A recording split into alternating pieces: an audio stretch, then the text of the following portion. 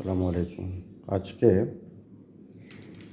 আমি যে কাজটা করব সেটা হচ্ছে খেজুর গাছের বীজ দিয়ে এই চারা উৎপাদন। তো এর আগে আমি খেজুর গাছের বীজ দিয়ে চারা উৎপাদন করেছি, যাই হোক এখানে রাখছিলাম, এটা এখন এখানে আছে। তো সেটা দিয়ে চারা উৎপাদন করেছে। আমরা অনেকেই জানি না যে এটা গাছ চারা উৎপাদন করা যায়। খুব ইজি কিছু টেকনিক আছে, সো এই টেকনিকটা ফলো করলেই হয়ে যায়। তো আমাকে একজন সৌদি আরব থেকে খুব ভালো কিছু অতি উন্নত মানের খেজুর দেওয়া হয়েছিল, আজোয়া খেজুর। তো ওইটা এতটাই টেস্ট যে এটার সাথে অনেকটা এই চকলেটের সাথে কম্পেয়ার করা যায়। এবং আমার মনে হয় এটা বিদেশ থেকে আনাই পড়বে হচ্ছে কি ১৬০০ থেকে ২০০০ টাকা করে কেজি। তো আমি এটা অলরেডি একজন আমার বন্ধু ২১ তারিখে হজে যাবে, তো আমি এখানে ওই হজ থেকে আনার জন্য অর্ডার দিয়েছি। তো যাই হোক, যে কাজটা করবে, আমি রমজান মাসে আজকে পানি পড়ে গেছে, আজকে ১৯শে এপ্রিল।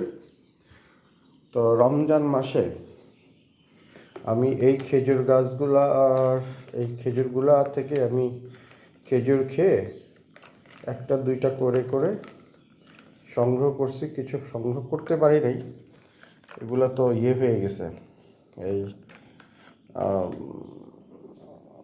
ফেলে দিছে বাচ্চারা, বা আমারও একটু খেয়াল ছিল না, মিস আউট হয়ে গেছে। তো এই কয়েকটা বীজ আমি পেলাম।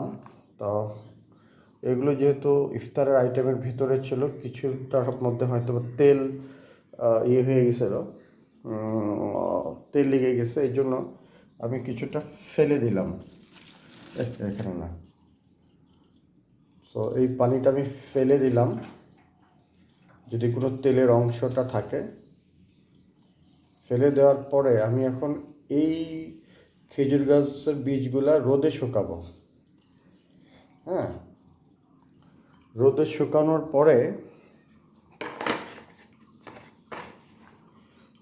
শুকানোর পরে আমি এইটা আবার বালির মধ্যে ভরে রাখবো।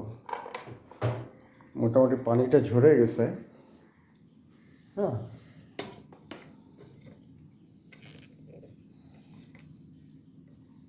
এখানে রাখতেছি।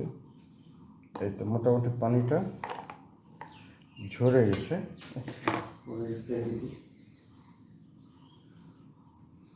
সো এখন পানিটা ঝরে গেছে, আমি বুনবো কয়টা, ১ ২ ৩ ৪ ৫ ৬ ৭ ৮ ৯ ১০ ১১ ১২ ১৩ ১৪ ১৫ ১৬ ১৭ ১৮, এটা ফেলে দিয়ে ১৮ ১৯ ২০ ২১ ২২ ২৩, এই ২৩টা এইটা ছিল। আমার কাছে একটা পুষ্ট বীজ মনে হয় নাই, এই জন্য এটা ফেলে দিলাম। হ্যাঁ, যাই হোক ২৩টা। এখন এই বীজগুলা রোদে শুকাবো। Technique is very simple. রোদে শুকাবো ১-২ দিন, শুকানোর পরে আবার ২ দিন এটা ভিজাবো। ২ দিন ভিজানোর পরে সিলেকশন যে বালু আছে, সেই সিলেকশন বালুর মধ্যে একটা ক্যারেট দিব। ক্যারেটের মধ্যে বালি দিয়ে, সিলেকশন বালিগুলা দিয়ে উপরে একটা পলিথিন দিয়ে ঢেকে দিব। তো আমার কাছে মনে হয় আমি এর আগে এরকম জায়গায় একটা টিস্যু দিয়ে ভিজিয়ে ঢাকনাটা বন্ধ করে পানি দিয়ে স্প্রে করে করে করে এটা ব্যবহার করতাম, এবং অঙ্কুরোদ্গম হয়েছে অলমোস্ট 70-80%। বাট আমার কাছে মনে হয় আমি যখন বালি সিস্টেমটাতে করব, কারণ এতে সুবিধা হচ্ছে কি সৌদি আরবে মাটিটা বালু, সো ওখানকার গাছগুলো যদি বীজ উৎপাদন হয় আমাকে কেন টিস্যু দিয়ে করতে হবে, এই এক্সপেরিমেন্টটা ইনফ্যাক্ট আমি এখন করব। তো এইটা এখন আমি এটা ওই যে ছাদে রোদে দিব, পরে ছাদে যাব আমি। সো এটা দিয়ে ছাদে যেতে যেতে কিছু কথা শেয়ার করে, তো এই খেজুরটা আমরা এখানে অল্প সংখ্যক বীজ বানা হলো, এটা কিন্তু অনেকগুলা গাছ হবে। সো এটা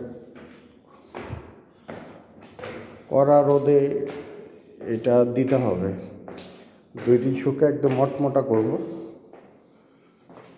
আমি তো না ধুলে হয়তো, বাট আমার কাছে মনে হয়েছে একটু ধুলে ভালো হয়। এই বাটির মধ্যেই রাখবো পরপর 2 দিন, কারণ এই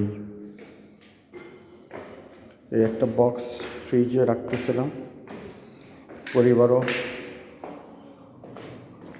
বিরক্ত হচ্ছিল যে একটা বক্স রাখছি, বাসা অন্যান্য জিনিস রাখা যাচ্ছিল না। সো